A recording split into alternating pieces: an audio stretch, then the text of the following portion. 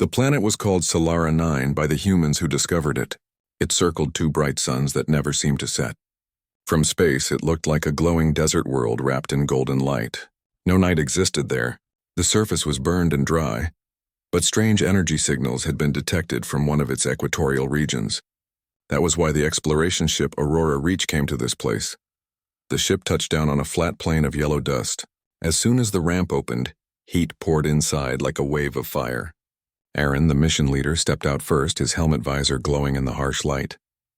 Behind him came Mira, the science officer, and two more crew members, Jonas and Rena. The temperature readout showed impossible numbers, but the ground sensors recorded no radiation harmful to life. Aaron looked around the horizon. There were no shadows anywhere. Even under the ship, the light bent and found its way through every crack. It was as if the suns wanted no dark place to exist. "This light feels wrong," Mira said, adjusting the scanner on her wrist. "The readings don't match any known spectrum. It's not just sunlight. It's something else." Aaron nodded. "We stick to the plan. Find the source of that energy. Then we leave." They moved forward across the glowing plain. Every step kicked up golden dust that shimmered in the air before vanishing. After half a kilometer, they reached a structure half buried in the sand. It looked ancient and massive, built from smooth stone that reflected light like metal. Symbols were carved across its surface, lines and circles arranged like suns inside suns. Jonas whistled softly. "Looks like a temple." Mira ran her gloved hand across the symbols. "Not just a temple. This pattern repeats across every wall. It could be a language. I can't tell what species made it." Aaron touched his comm link. "Rena, mark this site as Alpha Point. We'll call it the chamber until we know more." Rena nodded and began setting up sensor rods around the perimeter. The rods hummed and flashed green as they connected to the ship's systems.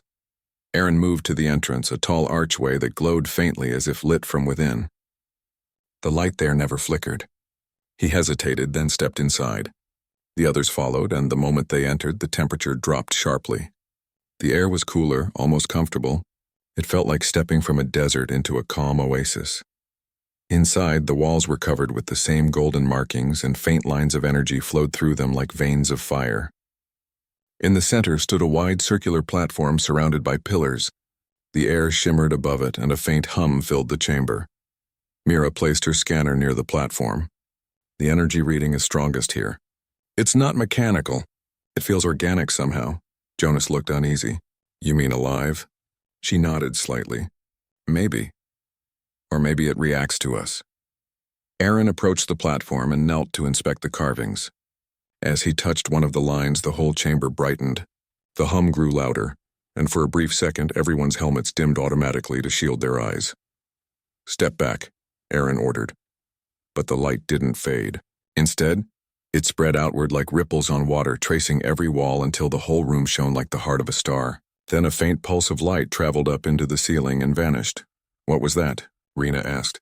"Something just activated," Mira said quietly. "But I don't think it's dangerous." "The readings are stable," Aaron looked up. "Then we just woke something that's been sleeping a long time." They spent the next hour studying the patterns.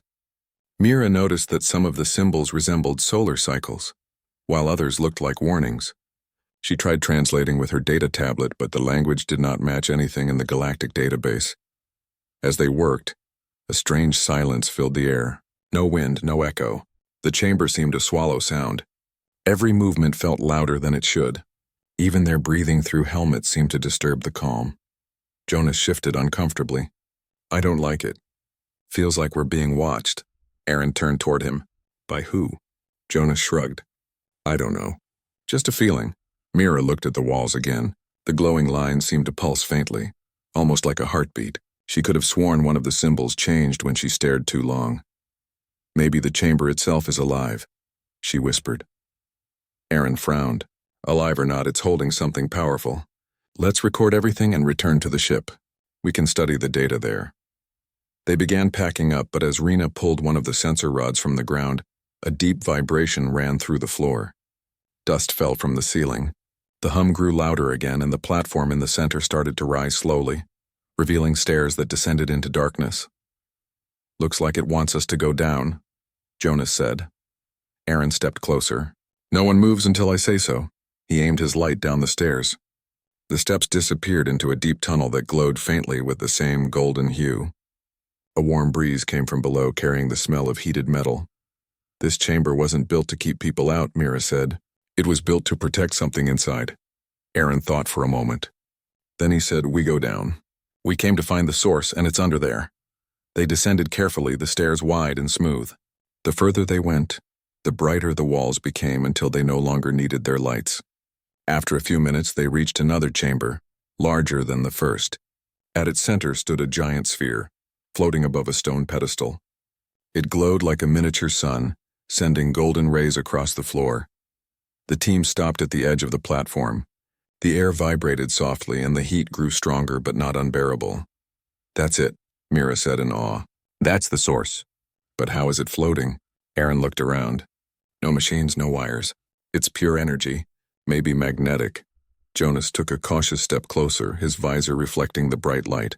"It's beautiful, like the heart of a star." The sphere pulsed once, brighter than before, and a faint sound echoed through the chamber, a low, steady tone that seemed to come from everywhere. The walls glowed in response. Mira's scanner beeped rapidly. "It's reacting to us." Energy levels just spiked. Aaron raised his hand. "Everyone stay calm. No sudden moves." The tone changed, turning into something like a voice, though it was hard to tell. It sounded more like a vibration than a word, but somehow each of them understood it. It said, "Who seeks the light that never ends?" The four humans froze. Mira's hand trembled slightly on her scanner. Aaron stepped forward. "We are explorers from Earth. We mean no harm. We came to understand." The light pulsed again. "The light must be protected. The light must never fade." Aaron felt his heart pounding. "We will not harm it. We only want to learn." The chamber went silent again. Then the sphere flared one more time, sending a wave of heat across the room. The vibration softened until it faded completely. The light returned to its steady glow. Jonas let out a slow breath. "Did that really just happen?" Mira nodded slowly. "It spoke to us. I don't know how, but it did." Aaron looked up at the floating sphere. "Whatever it is, it's aware. And it knows why we're here." They gathered their readings, each of them quiet, still trying to process what had just occurred. On their way back up the stairs, Aaron glanced back one last time. The golden sphere hovered silently, like a sun waiting for something to return. When they stepped outside, the endless daylight was still there, burning across the desert. The air shimmered, and the sky looked almost white. Rena looked up. "It feels even brighter now." Mira checked her sensors. "It's true. The planet's brightness just increased by 2%. Aaron narrowed his eyes. "Then we didn't just find the chamber. We woke it up?" Far in the distance, across the horizon of light, something tall and metallic moved through the sand. The reflection from its surface shone like a mirror. Another figure followed behind it, both walking toward the chamber. Aaron stared in silence. "We're not alone anymore." The crew gathered near the ship, unsure whether to leave or stay. The wind began to rise for the first time since they had arrived, carrying with it a faint sound, like the distant echo of metal against stone. Mira looked at the symbols on her scanner and whispered, "If this is the chamber of the sun god, then maybe the god has just opened his eyes again." And in the blinding light of that endless day, the ground trembled once more, as if the planet itself had taken its first breath in 1,000 years. The ground stopped shaking after a few minutes, but the air still felt alive. A strange rhythm pulsed through the sand, matching the same hum they had heard inside the chamber. It was as if the planet itself had a heartbeat now. Aaron stood still, scanning the horizon where the moving figures had appeared earlier. The light was too bright to see them clearly, but he knew something was out there. "Mira," he said, "get me a magnified view." She lifted her scanner and focused it toward the distant ridge. The image sharpened and she froze. "Aaron, you need to see this." He looked over her shoulder. Two tall shapes moved slowly across the plain. Their bodies were smooth and silver, their limbs long and jointed like machines. Sunlight reflected off their surfaces so brightly that it hurt to look directly at them. "Robots?" Jonas asked. "They look ancient," Mira said, "but their movement is too precise for damaged machines." Aaron frowned. "They came from somewhere. Maybe from under the sand. Or maybe the chamber called them." Rena's voice came through the comms from near the ship. "The ship's sensors are picking up more energy spikes around us. Something underground is moving." Aaron took a deep breath. "Everyone back to the ship." Stay calm. They moved quickly but kept their eyes on the horizon. The two metallic beings continued walking toward them in perfect silence. Their steps left no marks on the sand, and their bodies shone even brighter as they approached. By the time the humans reached the ship, the machines had stopped about 100 meters away. They stood side by side, unmoving. Each was twice the height of a human, with a tall crest on the head shaped like a flame. Their faces were smooth and featureless except for 2 lines of golden light, where eyes might have been. Jonas gripped his rifle nervously. If they attack, we won't stand a chance. Hold your fire, Aaron said firmly. We don't know their purpose. The machines didn't move. The sunlight reflected between them, forming a bright column of light that stretched toward the sky. Then symbols began to appear in the sand at their feet, glowing shapes that matched the carvings inside the chamber. Mira knelt to study them through her lens. It's the same language, but it's not random. It's repeating something. What does it say? Aaron asked. She looked at her tablet. It says protect the light over and over. Aaron's expression hardened. Guardians. As if hearing the word, both machines raised their arms. The symbols in the sand flared brighter. The ground between them cracked open, revealing a circular pit glowing with golden energy. The heat radiating from it was strong enough to make the air ripple. Rena's voice came through the comm again. Captain, the ship is detecting a massive energy rise below us. Whatever that pit is, it connects directly to the chamber's core. Aaron nodded slowly. They're defending the energy source. They must have been built to protect it. The Guardians turned their glowing eyes toward the humans.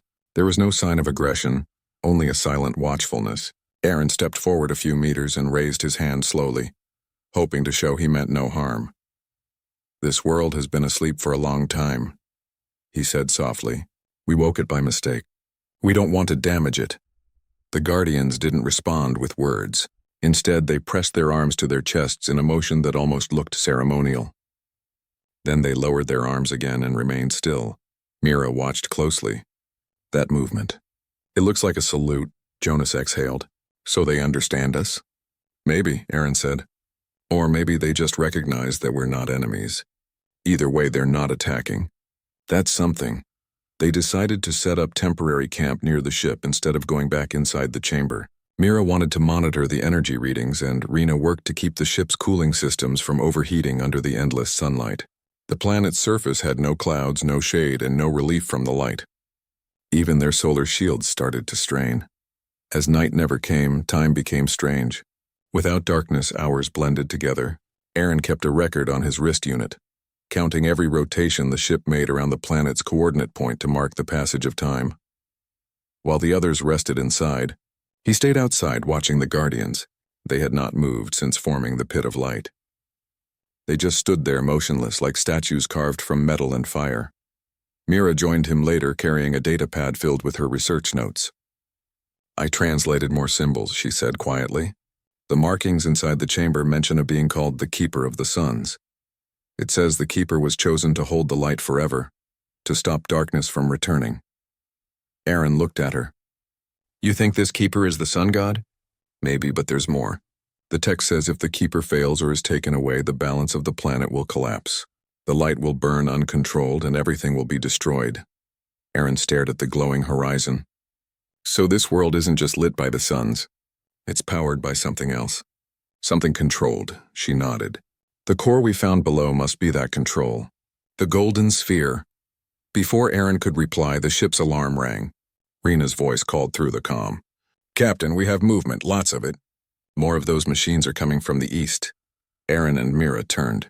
In the distance, the ground shimmered and dozens of shining shapes appeared, marching in perfect formation. The first 2 Guardians still stood still, but the new ones moved like soldiers preparing for battle. Jonas ran out of the ship. They're everywhere. Do we retreat? Aaron raised his hand. Wait, let's see what they do first. The metallic army approached but stopped at the same distance as the first 2. Then together they all knelt. The sound of metal touching the sand echoed across the plain. The light around them dimmed slightly, just enough to create a faint shadow beneath their forms. Mira's scanner flashed with new symbols. It's a signal. They're transmitting something. It's directed at the chamber below. Aaron looked toward the ancient structure. The golden light around it flickered and a pulse of energy shot straight into the sky. The two suns above grew brighter for a brief moment, then settled back to normal. Jonas shaded his eyes. What just happened? I think they communicated with the chamber, Mira said. Maybe they reported that intruders arrived. Aaron shook his head. Or maybe they were asking for guidance. For hours, the machine stayed like that, kneeling in perfect stillness. Then one of them stood. Its golden eyes flickered once, and it began to walk toward the humans. The others stayed behind. Jonas raised his weapon, but Aaron lowered it with a firm hand. Don't, he said. Let it approach. The Guardian stopped only a few meters away from them. Its tall frame towered over Aaron. For a moment it did nothing. Then a beam of light projected from its chest, forming a shape in the air, a circle surrounded by 8 smaller orbs. Mira recognized it instantly. That's the same symbol from inside the chamber, the mark of the sun god. The machine's chest glowed brighter, and then a series of symbols appeared around the circle. Mira typed quickly on her pad, translating in real time. It says, "The Keeper watches. The light must not end. Outsiders must prove their intent." Aaron looked up at the machine. "We came to learn, not to destroy. What kind of proof do you need?" The Guardian didn't respond. Instead, it turned and pointed toward the chamber.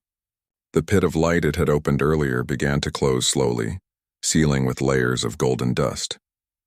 Then it turned back and pointed at Aaron again. "It wants us to go back inside," Mira said softly. "Maybe the chamber itself will decide." Aaron nodded. "All right, we'll go back. But only 2 of us this time." He looked at Mira.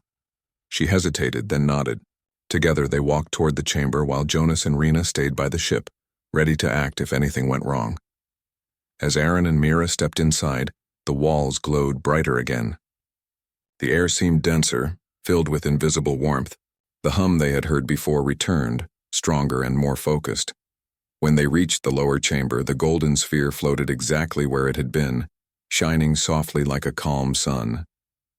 But this time new symbols burned across the floor around it, symbols that hadn't been there before. Mira scanned them quickly. It says, "One will carry the fire. One will bear the truth. Both will stand before the Keeper." Aaron frowned. "What does that mean?" Before she could answer, the sphere pulsed again. A wave of light swept through the chamber, and both of them felt it pass through their bodies.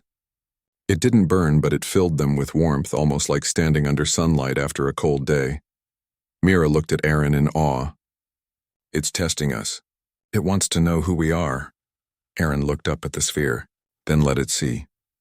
The light surrounded them completely, and the hum turned into a clear tone that echoed like a voice in the air. It said, "The light remembers." When the glow faded, the chamber was silent again. Aaron felt his heart still racing, and Mira's eyes were wide. They didn't know what had just happened, but one thing was clear. The chamber had accepted their presence for now. When they came back out, the Guardians were still standing guard. But this time when Aaron looked at them, he felt no fear. Instead, he felt a strange connection, as if something unseen linked them through the endless sunlight. The planet remained bright as ever, but now the light seemed to carry meaning. It wasn't just energy. It was alive. And somewhere deep below the ground, something ancient had started to awaken. The light on Solara 9 had no mercy. It covered every grain of sand, every stone, and every reflection. After what happened inside the chamber, Aaron and Mira spent hours trying to understand the message. The others waited near the ship, their eyes tired from the endless brightness. There was no night to rest, no stars to mark the time, only the burning sky. Inside the main tent near the ship, maps and data screens filled the table. Mira was explaining her findings while Aaron listened carefully. "The chamber called us witnesses," she said. "It said one will carry the fire, one will bear the truth. I think that means 2 chosen people. You and me." Aaron looked at the glowing horizon. "Chosen for what?"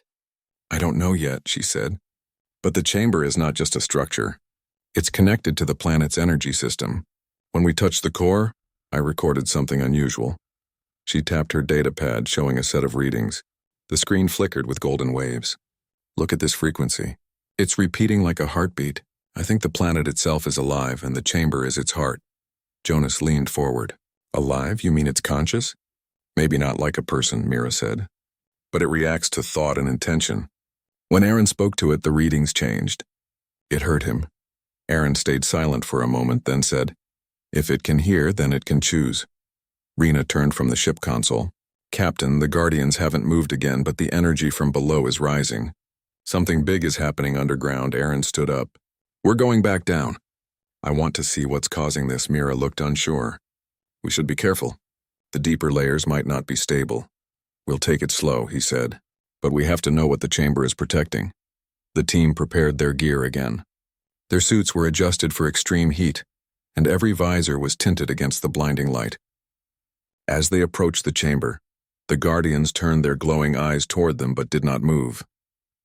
Their silence felt like permission. When Aaron and Mira entered the main hall again, the air seemed thicker, like the chamber knew they had returned.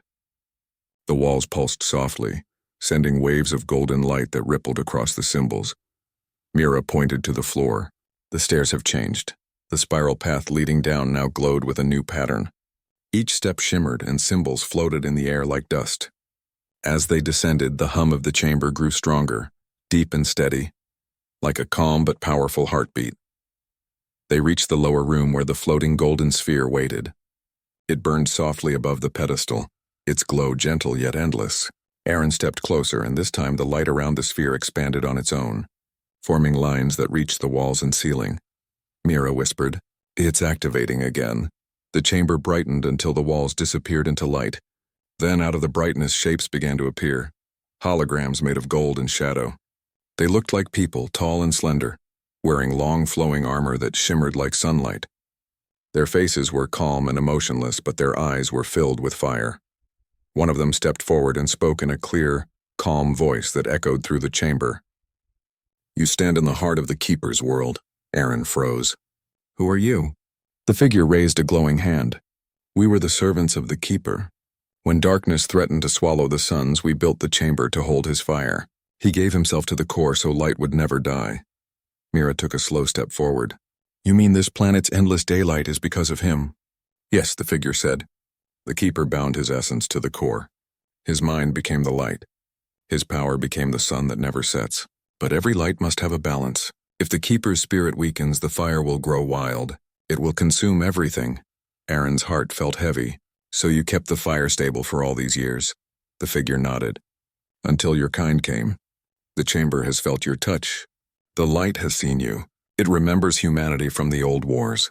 The fire listens again." Mira frowned. "The old wars? How could they know about us? Humanity never came this far before." The figure's eyes brightened. The Keeper was not born here. He was human. Both Aaron and Mira froze. "Human?" Aaron repeated. "Yes," said the figure. "He came from the stars carrying the flame of his dying sun. To save this world, he offered himself to the light. Since then, the chamber has burned in his name. You are his children." Mira's mind raced. If the Keeper was human, maybe that's why the chamber responded to us. The figure began to fade, its golden form growing dim. The light weakens. The core stirs. You must choose if the fire will remain bound or be freed. The Guardians will not wait forever. Aaron stepped forward. "Wait, what happens if the fire is freed?" The voice answered as it vanished. "Then the sun will move again. The world will sleep, but the light's power will fade forever." When the vision ended, the chamber went silent again. Only the hum of the sphere remained. Mira turned to Aaron. "Now we know why the Guardians appeared. They sensed the core changing. If the Keeper's power fades, this planet could collapse." Aaron stared at the glowing sphere. "And we might be the reason it's happening faster." They spent several hours taking readings and recording the energy output. Mira noticed the sphere was fluctuating now, its brightness rising and falling like a heartbeat losing rhythm. "It's unstable," she said. "The light's control is slipping." Aaron placed his hand on the edge of the pedestal. "Maybe it needs a new Keeper." She looked at him in shock. "You can't mean that. If the first one was human, maybe the chamber thinks we can take his place," Aaron said quietly. "That's why it called us witnesses." Before Mira could respond, the ground shook violently. The light from the sphere flared, and streams of golden energy shot up the walls, burning symbols into the stone. The entire room filled with a deep, thunderous hum. Mira stumbled. "It's overloading. We need to get out," but Aaron didn't move. He was staring at the core, and in the center of its light he saw something, a shadow shaped like a man standing inside the fire. The figure raised its head and looked at him. For an instant, Aaron felt warmth and peace. A voice echoed in his mind, calm and steady. You carry the will of the suns. Do not fear the light. The vision vanished and the glow dimmed again. Aaron stepped back, breathing hard. Mira grabbed his arm. What happened? Are you hurt? He shook his head. It spoke to me. I think it wants me to understand something. They climbed back up the stairs and left the chamber. The moment they stepped outside, they saw the Guardians standing in new positions, forming a perfect circle around the structure. In the middle of them, the air shimmered as golden dust rose like smoke. Jonas and Rena rushed to meet them. The energy readings went crazy, Rena said. We thought the chamber was going to explode. Aaron looked at the sky. It's not just the chamber. The suns are changing too. They all looked upward. One of the two suns seemed slightly dimmer now, its light uneven. Mira checked her scanner and gasped. The balance is shifting. The planet's rotation is starting to move again. For the first time in thousands of years, Solara 9 might be turning. Jonas looked around nervously. What does that mean for us? It means the chamber is losing control, Mira said. If the light spreads unchecked, the planet could burn apart. But if the balance is restored, the world might finally rest. Aaron clenched his fists. We have to make sure it survives. The Keeper gave everything for this world. We can't let it die now. That night, though there was no night, the light changed color. The sky turned orange instead of gold, and faint shadows began to appear under their feet. It was the first hint of twilight that this planet had ever seen. Mira stood beside Aaron, watching the horizon darken slightly. If this continues, there will be a real sunset soon, she said softly. Aaron nodded. And when the darkness comes, the Guardians will act. They won't let it happen easily. The metallic figures around the chamber began to move again, turning toward the humans. Their glowing eyes brightened and their chests burned with golden fire. Mira whispered, They're preparing for something. Aaron stepped forward, his voice calm but firm. If the chamber needs a keeper, I'll find a way to take the place. I won't let the light destroy this planet. The Guardian stopped moving. The one closest to him raised its arm and pointed toward the chamber once more, as if agreeing to the challenge. The hum beneath the ground grew louder, and the air trembled with energy. The light of the two suns shimmered together, merging into one long beam that fell directly on the chamber's roof. Mira looked at Aaron, her eyes wide. The chamber is calling again. Aaron took a deep breath. Then it's time we answer.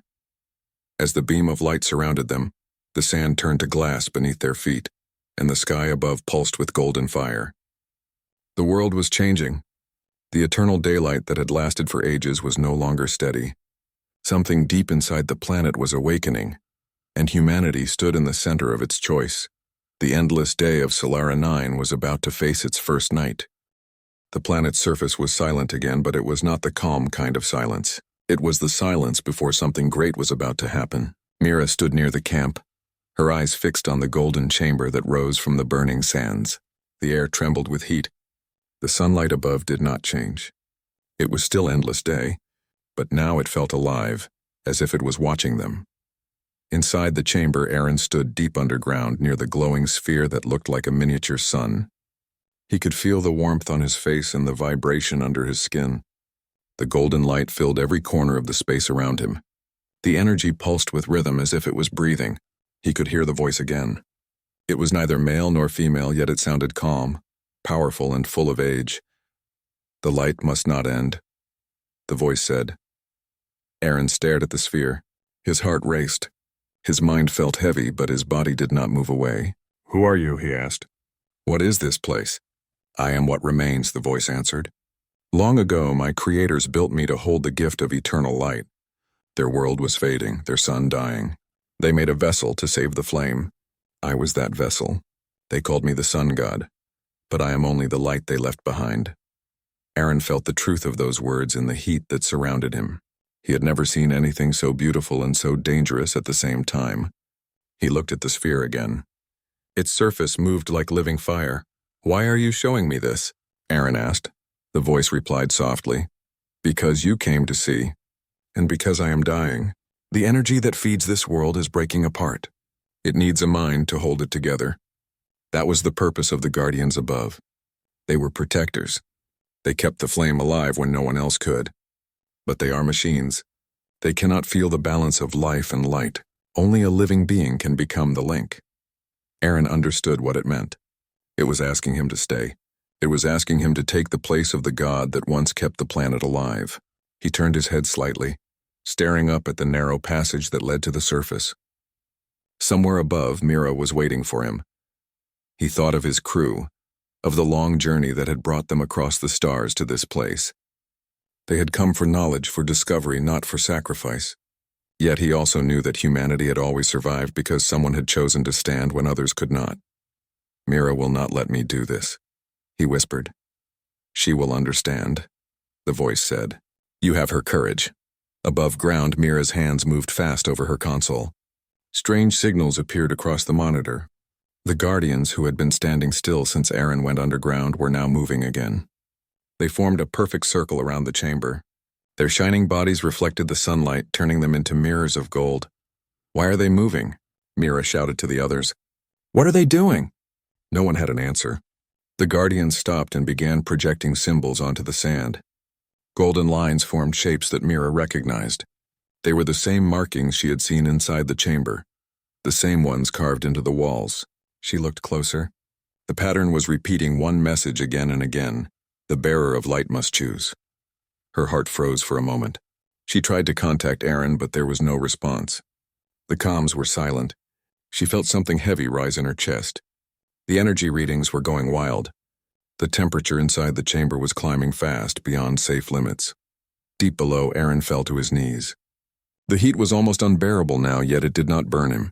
The light was flowing into him, wrapping around his body like liquid fire. The voice spoke again, more clearly this time. You are human. Your kind burns bright and short, but your spirit is strong. The light can live within you if you accept it. The planet will survive. The Guardians will obey you, but you will never leave this place. Aaron's breath trembled. He could see images in the golden fire. Cities from another time, people raising their hands toward the sky. A world swallowed by darkness and then reborn in light. He saw the sun god's face not as a being of flesh, but as a glowing figure of energy, pure and endless. He realized that the voice was not asking out of need. It was giving him a choice. Mira's voice broke through the static on his communicator. Aaron, if you can hear me, come back up now. The readings are unstable. You can't stay down there. We need to go. He closed his eyes, trying to hold on to the sound of her voice. It grounded him, reminded him of who he was. He wanted to go back, to see her again, to leave this burning world behind. But then he remembered the promise he made when they started this mission, to bring back hope, not destruction. The chamber trembled. The sphere flared so bright that the air turned white. Aaron spoke softly, though his voice was almost lost in the roar of the light. If I do this, will they be safe?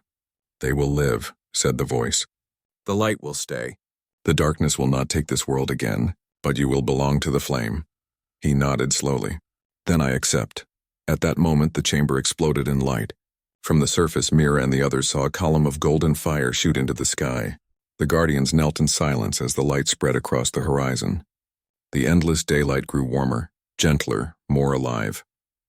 Inside, Aaron felt his body dissolve into the glow. The energy of the sphere poured into him, filling his mind with images, memories, and voices from across time. He could feel the pulse of every ray of light, every spark of heat, every heartbeat on the surface. His thoughts no longer belonged to one man. They were part of the entire planet now. Mira ran toward the chamber entrance, shielding her eyes from the glare. Aaron! She shouted. Aaron, answer me. But there was no reply. Only the sound of the wind moving through the sand and the hum of power rising through the stone. The Guardians turned their heads toward her. Their eyes glowed faintly. They projected a single new symbol onto the ground, a circle with a line of light passing through it. Mira knew what it meant. The choice has been made. Tears filled her eyes, but she stood still. The air around her shimmered softly, no longer dangerous. The heat had lessened. It was as if the planet had taken a deep breath after a long time. Then she heard Aaron's voice, not through the communicator but in her mind. It was calm and distant, yet still human. Mira, the voice said, I am here. The chamber is alive. It will protect this world. Go back to the ship. Tell them the light will not fade. Tell them we found something worth believing in. Mira pressed her hand to her chest. "You can't stay there forever," she whispered. "I am not alone," Aaron's voice replied. "The light is with me. The world is safe now." The golden glow began to fade slightly, settling into a steady brightness. The chamber's walls cooled. The guardian stood motionless again, silent and peaceful. Mira walked slowly back to the camp. Every step felt heavy, but she held her head high. She looked at the endless daylight and felt something she could not explain. It was not sorrow, not fear. It was peace. She recorded her final message for the mission logs. "The chamber is stable," she said. "The energy has balanced. Commander Aaron has made contact with the core. The Guardians no longer pose a threat. We have confirmed that the light of this world is alive. It will burn forever." When she finished, she looked once more at the golden horizon. Somewhere within that brightness, she felt Aaron watching. The man who came to learn had become the guardian of a sun that never died. Mira turned away and whispered softly, "The sun god was human after all. The planet remained in daylight, its skies shining like molten gold." The guardian stood in eternal silence, guarding the chamber where humanity had left its mark. Deep beneath the surface, Aaron's spirit and the ancient light became one, guiding the warmth that would never end. And as the ship lifted into the glowing sky, Mira smiled through her tears. Humanity had not lost one of its own. It had given the stars a new light to remember. The golden light stretched endlessly across Solara 9. From orbit, the planet looked like a single massive sun, burning gently and constantly. The endless day that had lasted for thousands of years was now controlled, steady and alive. Mira sat inside the Aurora Reach, her eyes scanning the monitors that displayed the Guardians circling the chamber. They had not moved for hours, but their presence was unmistakable. They were the silent watchers, the eternal protectors. She could feel their purpose without needing words. Her hands shook slightly as she typed her last logs. "The chamber is stable," she wrote. "The sphere's energy has merged with Commander Aaron. The light is alive. The Guardians obey him. Solara 9 will remain safe. Humanity has gained a new witness of the stars." Jonas leaned back in his chair, exhausted. "I still don't understand. He stayed down there? Forever?" Mira nodded slowly. "Yes, he became part of the light. He is the keeper now. That is what the chamber needed. That is what the planet needed." Rena looked at the glowing horizon from the ship's viewport. "And the endless day. It's not dangerous anymore?" Mira smiled faintly. "It will never burn uncontrolled. Aaron is part of it now. The planet can rest in his guidance." Even from orbit, the change was visible. The sun's glare softened, forming a gentle golden glow across the entire planet. Shadows began to appear faintly, creating the illusion of depth in the endless desert. For the first time in thousands of years, the world seemed alive and calm at the same time. Down below, inside the chamber, the Guardians slowly adjusted their positions. They formed a perfect formation around the pedestal, where the golden sphere had once floated freely. Now, a part of the sphere merged with Aaron's essence, and faint waves of energy spread across the chamber like gentle ripples. The air vibrated softly. For those who could feel it, the planet itself had taken a deep, calm breath. The heartbeat of Solara 9 was steady again. Mira stared at the monitors, watching the energy levels stabilize. "He is everywhere at once," she whispered. "He can feel every spark of sunlight, every ripple in the ground. He is part of the planet now." Jonas rubbed his eyes. "It's beautiful. And terrifying at the same time," Mira nodded. "That is humanity. That is what we can do. Stand when no one else can. Sacrifice when the future depends on it." Aaron gave this world life again.